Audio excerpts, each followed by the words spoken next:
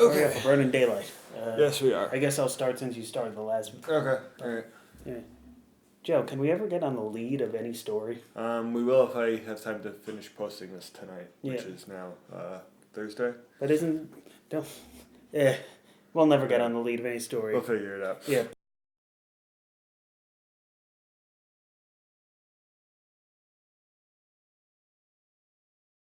Point being, our last episode, you might have noticed, went up after Alex Cora got fired. So we have a lot of catching up to do on that baseball scandal. Yeah, so we had recorded our podcasty thing Monday.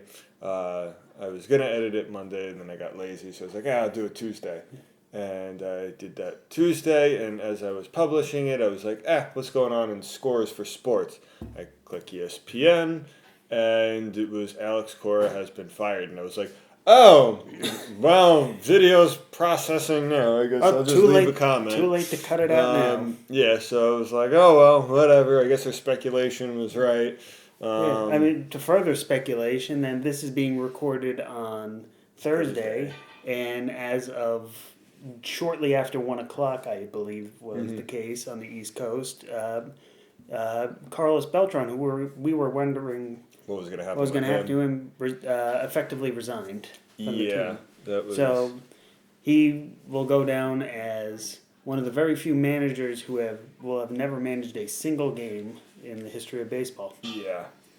Which is a rather ignominious situation. Yeah, But as I said, this is now with Beltran, it's the 11th vacancy, but the 10th team that has had a vacancy all off season, which is, one, it's the turnover is amazing, but two, it just speaks to how devastating this has been the last 72 hours as of recording since this broke. So we had Hinch and the GM. Hinch, who were initially just suspended, and then Jim Crane said, I'm going to set a precedent to shut the people who say that they got off light and say, no, you are now no longer employed, which, to be fair, is a good thing. You don't want to have a lame duck manager just to babysit the team for 1 year, or GM. And then the following day, Cora was fired. Then we had like a day off. We had a day where nothing happened, just some and then all hell broke loose today with Beltran, and then more evidence with Jose Altuve and his jersey. Yeah, although to be fair, Joel Sherman, earlier this night, tweeted saying that MLB did conduct an investigation into the players through 2019 and found no evidence of any electronic device on the uniforms. That being said, that's not going to stop anyone from speculating. Yeah. And especially since the real tell is if Altuve hits another walk-off home run, and because the jersey ripping thing, you could go back to try to see if he had a walk-off where it happened, but that's a relatively new phenomenon. Yeah. So you got to look to see what's next. And if he allows that jersey to be ripped, then you have all the more suspicion. Or if he doesn't, then it's just like Adrian Beltre, who never liked to be patted on the head by anyone. Yeah, so... I mean, the one thing that, like, sort of, I mean, when I watched the game, because, Yankee fan, I didn't really, like, watch, like, the post-game interview, because I was just like, all right, it went extra innings, it's been a serious, long year, whatever, I'm going to bed. So I didn't really see that first interview where the reporter questioned him about the jersey, but I did notice, like, when he got there, I mean, he's 5'5", 5'6", he's my height, but he's a lot smaller than everyone else. I was wondering why he was covering his chest instead of his head, because most guys would cover their head. Even the taller ones. Yeah, even the taller guys would just like sort of cover that so like they don't like smack them on the head as hard. So I thought it was weird, but I was so tired I just like sort of dismissed it. I was like, so tired and so deflated as Yankee fans. Yeah. So, but to be fair though, even if he did have a little buzzer, if that was a thing. I'm sure you've probably seen with John Boy and whatnot. He was even tweeting, it's like it was a hanging curveball or slider. Anyone would have seen that, and you sit on it. But like if you already know that it's there and you're sitting on that even more, then that's almost a definite. But it's all speculation. Yeah. It's like how they said, well, if the Yankees could have won the series in 2017 if they weren't catching the pitches. The Yankees still only scored 4 runs in those final 2 games. Yeah. They would because they needed to go after Dallas Keuchel and Justin Verlander, I believe, in those last 2 games in reverse order. I think I don't remember. Yeah. Something like that. Repressed in memory. Yeah. But anyway, it's going on to what's going forward. It seems like, at least for the Astros, they're doing the smart thing and hiring from outside the organization. Already, Buck Showalter and John Gibbons, former managers, have interviewed Dusty Baker, who's 70 years old, God bless him. Yeah, maybe he goes to the Mets. Yeah. I don't know, but he expressed interest in the Astros job. The Mets, they could easily take an internal one. They're the only one that I see could, because Beltran was already going to be a unknown quantity, so it's just swapping one unknown quantity for the other. But it puts teams in a very awkward situation that, as I said, A.J. Hinch was supposed to have a meeting with his coaching staff Saturday to discuss spring training. Now less than a month away, 3 teams are having to find managers, and the managers are basically going to have to be stuck with whatever coaching staff is there. They're not really going to be allowed much leeway to bring their own people in. Yeah, it's going to be nuts. One of the things I proposed a question to my dad was how dodgy Garrett Cole was as soon as they lost. That sort of like, because like I understand like you're sad or like you're a free agent, but like you don't sort of just say, I'm not a part of this team anymore. Do you think? You think he knew about it? And he was just like, I don't want to be part of this, because like you sort of got a feeling towards like the middle of that season there, like he was just sort of like he was sort of done. Yeah, like even though he was doing really well, and it was just sort of. I mean, it could also be that he was a lifelong Yankee fan. Yeah. He rather tough had to forgo the Yankees as a first round pick in 2008 to go to college. Then the Yankees missed out on him in the 2017 offseason to try to get him from Pittsburgh. So it could just be he's like, okay, I'm done with Houston. Time to go to the Bronx. One last thing I want to bring up is Jessica Mendoza, our great ESPN analyst on Sunday Night Baseball, coming out against Mike Fiers for blowing the whistle on this thing. I have her comments on ESPN's Golick and Wingo. Quote, honestly, it made me sad for the sport that this is how it all got found out. This wasn't something that MLB naturally investigated or other teams complained about because they naturally heard about and then investigations happened. It came from within. It was a player that was a part of it that benefited from it during the regular season when he was part of a team. When I first heard about it, it hits you like any teammate would. It's something that you wouldn't do. So she's really coming out against him for blowing something that a lot of people are saying is rocking the integrity of the game and is one of the biggest scandals of all time in the sport of and the history of baseball. Yeah. I think we've established stealing signs, if you're like on second base and you're relaying it to the batter, that's sort of part of the game. I mean, ask Kenley Jensen, he's going to balk you to third base. Yeah. I still love that clip. But electronics, that takes it a step that's too far. A little too far. It's not like really anything in the game anymore. Yeah. I know I touched upon it last year, I believe it was, when I had made a reference to that Simpsons episode where Lisa became Bart's manager and she was using all these analytics and everything else. And it just basically comes down to just play the game. Yeah, play the game, play it right. Yeah, and have fun. I mean, as a kid playing baseball, everyone's really throwing fastballs or lob balls. Yeah. So there's really nothing to like pick up. But like even like as I was getting older, and some kids were like, "Oh, I'm gonna throw a curveball or a slider or something." I just got up there and I hit. I didn't care what they were throwing. Yeah. The only thing that ever threw me off was one kid's leg movement because it was sort of like Hiroki Kuroda more or less. Yeah. And it just like threw me off every time. But like everyone else, I was fine. Got up, got a hit. But yeah, I feel that if players see something wrong and they're completely disgusted with it, don't wait to say it's wrong. And this goes with any advice anywhere. Yeah. Workplace, life, anything. Don't wait because it will only get worse. Yeah. But isn't that sort of the trend though? Wait 20 years and then make a celebrity lose everything? Yeah, kind of. Let's hope this show lasts that long so that we can lose everything in 20 years. Whoa! What have you done? I don't know. Let's finish this before we find out. Time for the second part here. Where we don't talk about baseball. Yeah. For once. Well, no, we just did. Oh, right. Dang it. We lost the Anyway, game. so the other sort of thing that happened to go along with Monday's craziness of baseball, there's also the LSU versus Clemson football game for the College National Championship, which I'm sure you definitely watched. Go Tigers. So my dad's a Notre Dame Fighting Irish fan. I liked Colt McCoy 10 years ago for Texas, so I follow those two teams, but really I couldn't care less about college football. Yeah. It's just not really my thing. A lot of people like it.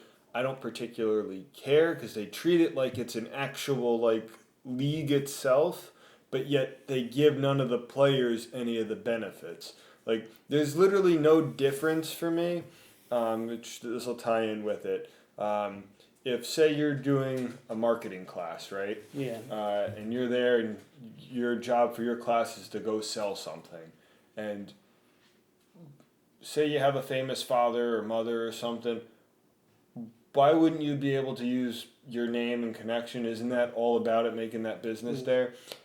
And that these football players, they can't do anything, or not even just football players. Any college player. Any college sports player, they can't accept any money, gifts, anything. I mean, if you're playing Division I football, I mean, most likely you have a full scholarship. You're not really worried too much about money. And some of the laws seem to be changing, especially in California. Yes.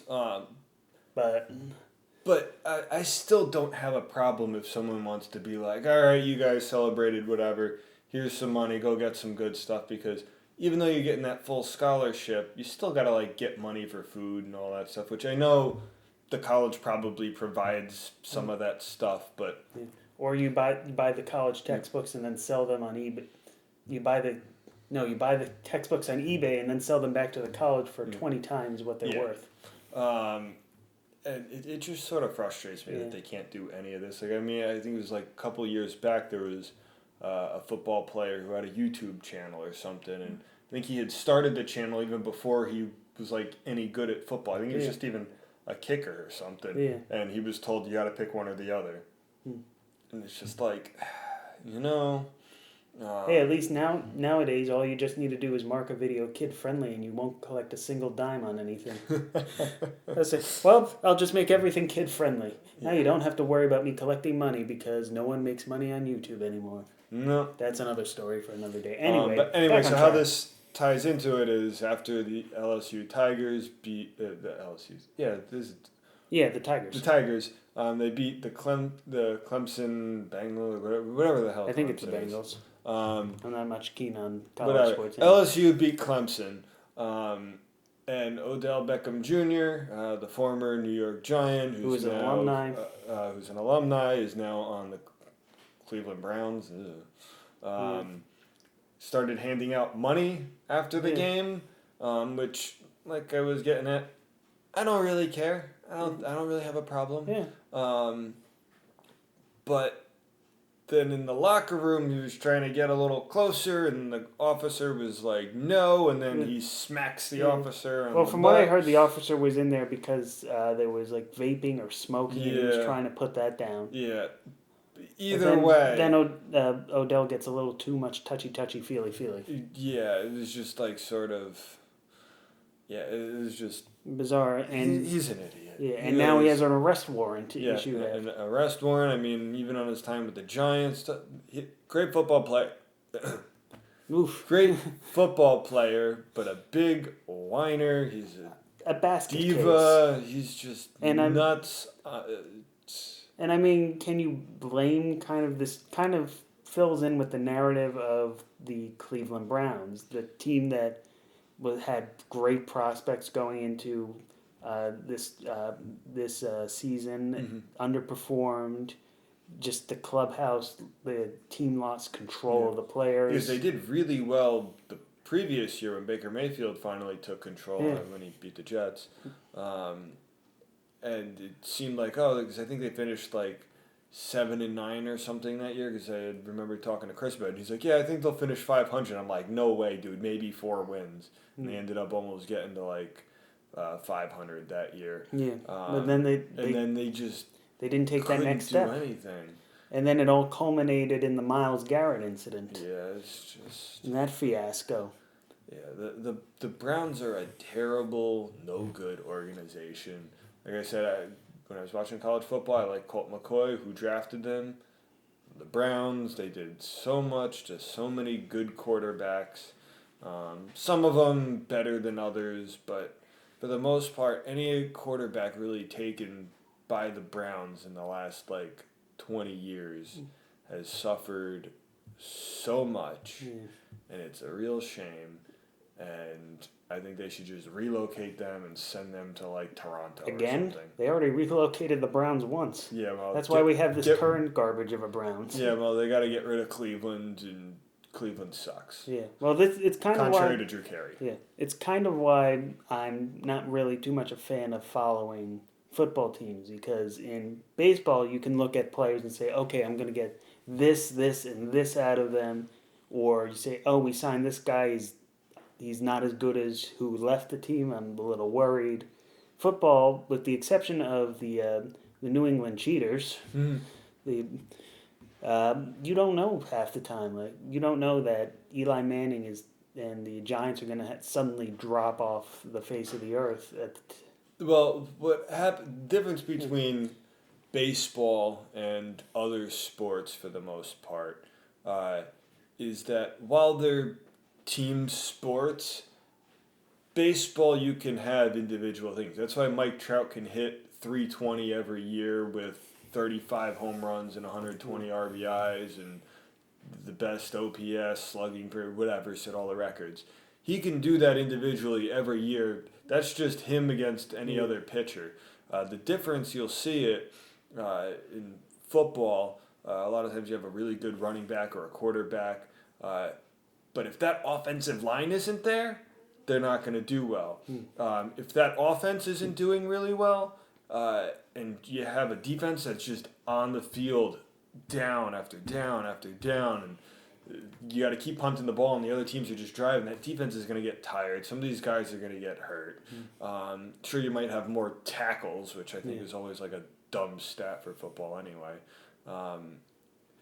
But it's more of a team sport. Football, hockey is huge, because you're always talking about, who's going to start on that top line, and who's going to drop down to the third line there, where your matchup's going to be there, who's your goon squad, who's the Toon squad. Space Jam 2. I can't wait.